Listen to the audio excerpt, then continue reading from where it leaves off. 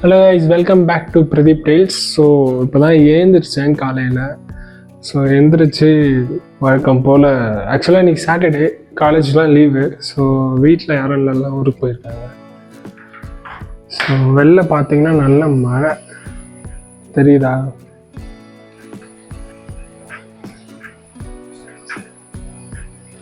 So வெளில வந்து காலை வைக்க முடியல, எல்லாம் லசலசலசன்னு மழை பெஞ்சுக்கிட்டு ஒரு மாதிரி இருக்குது. ஸோ கேரளாவில் மான்சூன் ஸ்டார்ட் ஆகிடுச்சுல்ல, அதனால் வந்து இந்த மாதிரி மழைலாம் பெய்யுது. இயற்கையை நம்ம தடுக்க முடியாது. அதே மாதிரி கொஞ்சம் காலேஜ் ஒர்க்கும் கொஞ்சம் இருக்குது, அதையும் பார்க்கணும். ஸோ அதுக்கு முன்னாடி இப்போ மணி 10 ஆகுது. 10 ஆரம்பித்ததுலேருந்து இன்னும் சாப்பிடல. ஸோ வழக்கமாக நான் வாங்குகிற சேச்சிக்கிட்ட இருந்து இன்றைக்கி ஃபுட்டு வாங்கலை, ஏன்னா அவங்க வெளில போயிருக்காங்க ஒரு வேலையாக. ஸோ அதனால் அவங்க பிஸியாக இருக்காங்க. ஸோ இன்றைக்கி எதாவது சமைச்சாக்கணுமே, சாப்பிட்டா தான் உயிர் வாழ முடியும்னு சொல்கிறதுக்காக இப்போ ஏதாவது சமைக்கணும் அப்படின்னு ஐடியா பண்ணக்குள்ள நான் என்ன நினச்சேன்னா, சரி நம்ம குக் பண்ணுறதே ஒரு விளாகாக பண்ணலாம் அப்படின்னு நினச்சேன். ஸோ அப்போ வந்து என்ன தோணுச்சுன்னா, நம்ம வந்து ஒரு வேளை குக் பண்ணுறதுக்கு வந்து ஒரு பேச்சுலருக்கு, ஒரு நார்மலான ஒரு ஸ்டூடெண்ட்டுக்கு, ஒரு சிட்டிஸில் தனியாக வீட்டை விட்டு சொந்த ஊரை விட்டுட்டு இருக்கிற ஒரு சில ஸ்டூடெண்ட்ஸு, வேலை செய்கிறவங்க, இவங்களெல்லாம் வந்து ஒரு வேளை சாப்பாடுக்கு வந்து ஆவரேஜாக எவ்வளோ ஆகும் அப்படின்னு சொல்லிட்டு நம்ம வந்து லைவாகவே விளாகாக பண்ணி காமிக்கலாம் அப்படின்னு ஒரு ஐடியா வந்துச்சு. ஸோ இந்த வீடியோவில் என்ன பார்க்க போகிறோன்னா, பர் மீலுக்கு ஒரு பேச்சுலருக்கு எவ்வளோ ஆகும் அப்படின்றத தான் நம்ம பார்க்க போகிறோம். ஸோ நான் இன்னும் கடைக்கு போயிட்டு எந்த பொருளும் வாங்கலை. ஸோ கரண்ட் ஆஃப், நல்ல சகனம். ஸோ கைஸ், நான் இன்னும் கடைக்கு போயிட்டு எந்த பொருளும் வாங்க ஆரம்பிக்கல. ஸோ வெளில பார்த்தா ஒரே மழையாக இருக்குது. ஸோ இந்த மழையில் தான் போயிட்டு பொருளை வாங்கிட்டு நான் மறுபடியும் வந்து குக் பண்ணணும். ஸோ நான் கடைக்கு போயிட்டு பொருளை வாங்கிட்டு வரேன், அதுக்கப்புறம் நம்ம பார்க்கலாம். Tata, bye bye guys. Before going to this video, நீங்கள் ஏதாவது சேனலுக்கு புதுசாக வந்திருக்கீங்கன்னா நம்ம சேனலுக்கு வந்து கொஞ்சம் சப்ஸ்கிரைப் பண்ணி, கொஞ்சம் ஏதாவது உங்கள் ஒப்பீனியன் சொல்லி கமெண்ட் பண்ணி கொஞ்சம் லைக் பண்ணிங்கன்னா கொஞ்சம் நல்லாயிருக்கும். நீங்கள் எவ்வளோக்கு லைக் பண்ணுறீங்களோ, கமெண்ட் பண்ணுறீங்களோ, அப்போ தான் வந்து இந்த வீடியோ மற்றவங்களுக்கு வந்து சஜஷனில் போகும். ஸோ இன்னும் கொஞ்சம் நம்ம வந்து பெரிய கம்யூனிட்டியாக வளரலாம். ஸோ நீங்கள் யாராச்சும் பார்க்குறவங்கள பேச்சுலராக, ஒரு ஸ்டூடெண்ட்டாக தனியாக ஒரு சிட்டிஸில் ரூம் எடுத்து குக் பண்ணிக்கிட்டு இருக்கிறீங்கன்னா, உங்களோட ஒப்பீனியன்ஸ் அண்ட் லைஃபோட எப்படி போயிட்டுருக்கு அப்படின்னு சொல்லுங்கள். அதே மாதிரி நீங்கள் நல்லா குக் பண்ணுவீங்க அப்படின்னா அந்த குக்கிங் வந்து எவ்வளோ கஷ்டம், எவ்வளோ வந்து ஈஸியாக இருக்குமா என்னன்ட்டு உங்கள் எக்ஸ்பீரியன்ஸை சொல்லுங்கள் கமெண்ட்டில், நான் படித்து பார்க்குறேன். ஸோ மறக்காமல் சப்ஸ்கிரைப் பண்ணுங்கள், லைக் பண்ணுங்கள், உங்கள் ஃப்ரெண்ட்ஸ் அண்ட் ஃபேமிலிக்கு ஷேர் பண்ணுங்கள்.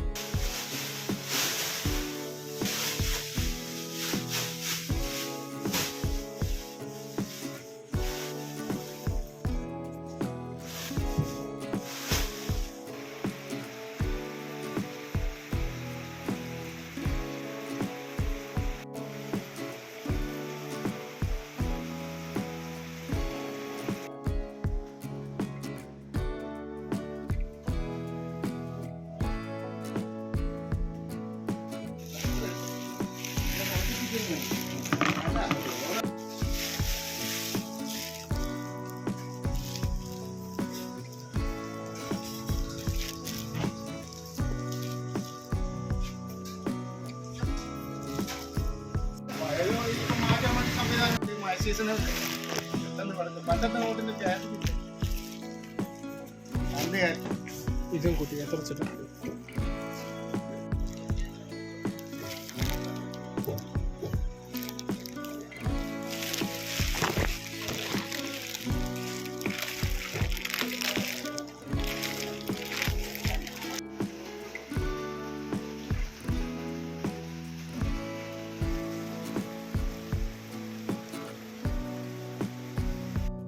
மக்களே, நான் போயிட்டு வாங்கிட்டு வந்துட்டேன் பொருளை, குக் பண்ணுறதுக்கு தேவையான பொருள் எல்லாத்தையும். ஆனால் வெளியில் வந்து ஒரே மழைங்க, நசன்னு. ரெயின் கோட்டு தான் அதுக்கே நான் போட்டு போனேன், இருந்தாலும் நனைஞ்சிட்டேன். சரி வாங்க, என்னென்ன வாங்கியிருக்கேன்னு சொல்கிறேன். நீங்களே பார்த்துருப்பீங்க, ஒரு தக்காளி, வெங்காயம், பச்சை மிளகா. ஸோ தக்காளி, வெங்காயம், பச்சை மிளகா. இதுக்கப்புறம் 1 கிலோ ஆட்டா மாவு, கோதுமை மாவு 1 கிலோ. இது வந்து 70 ருபீஸு. ஸோ இந்த வெஜிடபிள்ஸ் வந்து ஒரு எல்லாம் 4 கிலோ இருக்குன்னு நினைக்கிறேன். வெங்காயம் ஒரு 4 கிலோ, தக்காளி ஒரு 4 கிலோ, ஒரு 5 பச்சை மிளகா. ஸோ அது மொத்தமாக சேர்த்து 25 ருபீஸ் தான். ஸோ 70 + 25 = 95. இது கூட வந்து ஒரு 20 ருபீஸ்க்கு ஒரு கோன் ஐஸ் மட்டும் வாங்கினேன். ஸோ காலையிலேருந்து எதுவும் சாப்பிட்லையா, மணி இப்போ 11 ஆகிடுச்சு. ஸோ வயிறு ஒரு மாதிரி இருந்துச்சு, சரி அதான் அதை சாப்பிட்டேன். ஸோ என்ன சமைக்க போகிறேன்றதை நான் சொல்ல மறந்துட்டேன். இன்றைக்கி வந்து ஒரு சப்பாத்தியும் தொட்டுக்கிறதுக்கு ஒரு சட்னியும் சிம்பிளாக தான் பண்ண போகிறோம். ஸோ சிம்பிளாக பண்ணுறது எவ்வளோ ஆகுதுன்னு அப்படின்னு நான் சொல்கிறேன் வாங்க. இது வரைக்கும் 95 + ஒரு 20 ஐஸ்கிரீமை விட்டுருங்க, அது நான் சும்மா சாப்பிட்டேன், இது பட்ஜெட்டில் கணக்கு எடுத்துக்க வேண்டாம். ஸோ இது வரைக்கும் 95 ருபீஸ் ஆகியிருக்கு. ஸோ அந்த 95 ருபீஸை வந்து நம்ம எப்படி வந்து ஃபுட்டாக கன்வெர்ட் பண்ணி அது எத்தனை வேலைக்கு சாப்பிட்லாம், அப்போது பர் மீலுக்கு வந்து எக்ஸாக்டாக வந்து எவ்வளோ ஆகுன்னு சொல்கிறேன். ஏன்னா 1 கிலோ மாவு வந்து நம்ம அப்படியே வந்து 1 கிலோ ஒரே டைமில் வந்து போட்டுற மாட்டோம். ஸோ நிறைய மாவு வந்து எக்ஸஸாக இருக்கும். அந்த எக்ஸஸாஸ் இருக்கிற அந்த அமௌண்ட்லாம் கொஞ்சம் குறைச்சிட்டுனா அப்போ நமக்கு வந்து ஒரு ரேஞ்சில் வந்து கிடைக்கும். ஒரு 30 to 40 ருபீஸில் தான் வந்து மீலே இருக்குது மொத்தமாக. ஸோ அது என்னென்னு பார்க்கலாம். புரிஞ்சிருக்குன்னு நினைக்கிறேன், நல்லா சொல்ல வரேன்னு. ஸோ கைஸ், இப்போ நான் வந்து ஒரு கிச்சனுக்குள்ளே என்ட்ரி ஆக போகிறேன். நம்ம வீட்டு கிச்சன் வந்து ஒரு மாதிரி தான் இருக்கும். ஸோ யாரும் பார்த்து பயந்துடாதீங்க, லைட்டு போடல. ஓகே, ஸோ இதுதான் கிச்சனு. ரொம்ப சின்னதாக தான் இருக்கும். அடுப்பு பார்த்தீங்களா, செம்ம சுத்தமாக இருக்கும். இப்போது ஃபஸ்ட்டு வந்து சப்பாத்தி பண்ணுறதுக்கான மெயின் வேலை என்னென்னா, முதல்ல மாவு பிசையணும். ஸோ மாவு பிசைய ஒரு வானல் எடுத்துருக்கேன். ஒரு பக்கம் தான் கைப்பிடி இருக்குது, இன்னொரு பக்கம் இல்லை. ஸோ இப்போ வந்து இதை வாஷ் பண்ணிக்கலாம்.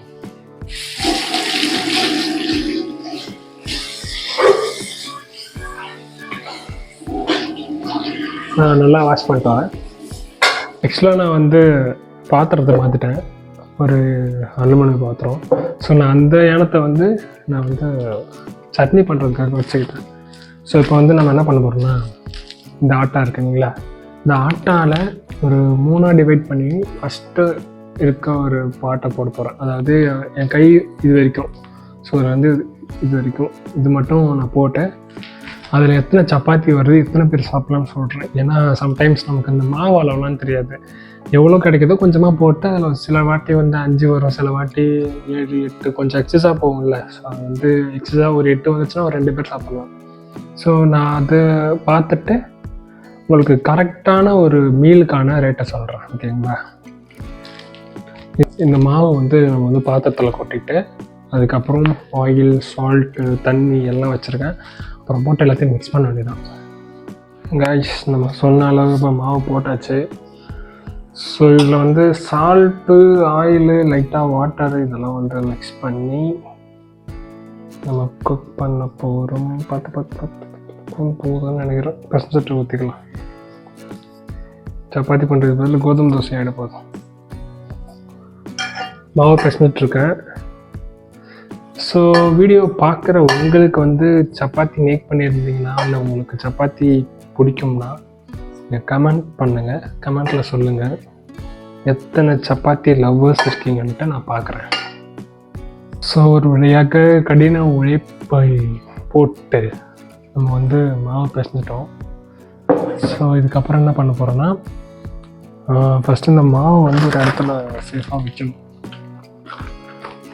எறும்புலாம் போயிடுச்சுன்னா அவ்வளோதான், மாவு கெட்டுரும். ஸோ அதனால் மாவு ஃபஸ்ட்டு சேஃபாக வச்சுட்டு அதுக்கப்புறம் நம்ம வந்து சட்னி ரெடி பண்ணணும். சட்னி ரெடி பண்ணுறதுக்கு வெங்காயம், தக்காளி எல்லாத்தையும் போட்டு வதக்கணும். ஸோ அதுக்கு முதல்ல எல்லாத்தையும் நம்ம அரைஞ்சிக்கணும். ஃபஸ்ட்டு இது கொஞ்ச நாள் ஊறட்டும். அந்த மேலே வந்து லைட்டாக ஆயில் அப்ளை பண்ணிவிட்டு கொஞ்சம் ஊற வைப்போம். அப்போ தான் நம்ம வந்து உருட்டுறதுக்கு நல்லா கரெக்டாக வரும். இப்போ வந்து வெங்காயத்தெல்லாம் அரியறதுக்கு முன்னாடி நான் என்ன பண்ணுவேன்னா, இந்த ஃபஸ்ட்டு தோலெல்லாம் உரிச்சிட்டு, மேலே எல்லாருமே தான் பண்ணுவாங்க, இந்த தோலெல்லாம் முதல்ல உரிக்கணும். ஸோ உரிச்சிட்டு அதுக்கப்புறம் தான் வந்து கழுவுற ஸ்டேஜுக்கே போகணும். ஸோ ஃபஸ்ட்டு அரிஞ்சிருவோம். இது இப்படி ஒரு வெட்டு. ஸோ பார்த்தீங்களா தோல் இப்படி வந்துருச்சா. ஸோ வந்து தலையில் ஒரு வெட்டு இந்த பக்கம் வெட்டிட்டுனா ஆனியனுக்கான தோலை உரிச்சாச்சு.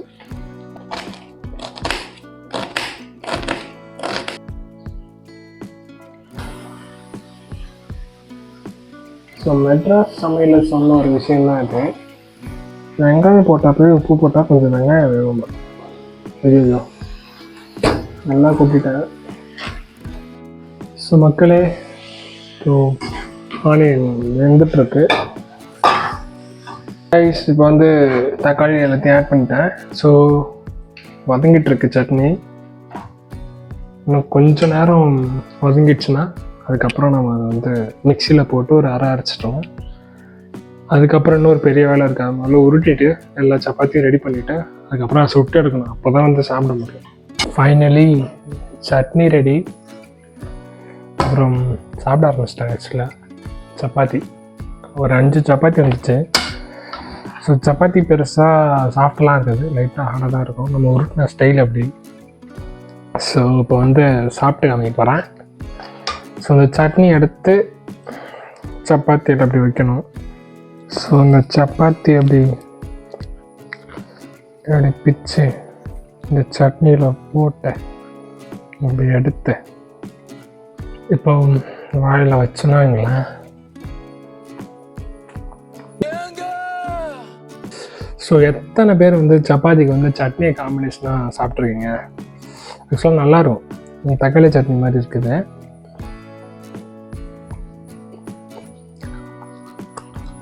இந்த 5 சப்பாத்தியும் ஒரு 2 ஆள் சாப்பிடலாம், அந்தளவுக்கு சட்னி வந்துச்சு. ஸோ அப்படி இப்படி கணக்கு பண்ணி பார்த்தா கூட ஒரு ஆளுக்கு 30 ரூபாலேருந்து 40 ரூபாக்குள்ளே ஒரு பட்ஜெட் ஆகுது ஒரு வேளை சாப்பாடு. கடைக்கு போய்ட்டு வந்தோம், வாங்கிட்டு வந்த பெட்ரோல் செலவு, சிலிண்டர் செலவு, மிக்சியில் அடிச்ச கரண்ட்டு செலவுலாம் சேர்த்தா ஒரு பர்சனுக்கு 50க்குள்ளே நல்லா சாப்பிட்லாம். ஸோ நல்லா தான் இருக்குது. சப்பாத்தி மட்டும் லைட்டாக ஹார்டாக இருக்குது. என்னதான் இருந்தாலும் வீட்டில் அம்மாக்கள் அவங்க இப்போ சமைக்கிறதெல்லாம் சாஃப்டாக இருக்கும். அவங்களோட கைப்பக்குவம், அவங்களோட ஸ்டைலே வேறு. நமக்கு வந்து ஏதோ பசிக்கு ஏனோ தானோ அப்படின்ட்டு இந்த சப்பாத்தி உங்களுக்கு. ஸோ கைஸ், இந்த வீடியோ உங்களுக்கு பிடிச்சிருந்தா மறக்காமல் நம்ம சேனலை சப்ஸ்கிரைப் பண்ணுங்கள், லைக் பண்ணுங்கள், ஷேர் பண்ணுங்கள், அப்புறம் கமெண்ட் பண்ணுங்கள். உங்கள் ஃப்ரெண்ட்ஸுக்கு, ஃபேமிலிக்கு எல்லாருக்கும் அனுப்பிச்சி விடுங்க. அவங்களையும் சப்பாத்தி சுட்டு சாப்பிட சொல்லுங்கள். அப்புறம் அடுத்த வாரம் வெள்ளிக்கிழமை 5 மணிக்கு மறுபடியும் இன்னொரு வீடியோவில் வந்து நான் உங்களை பார்க்குறேன். பாய் பாய்.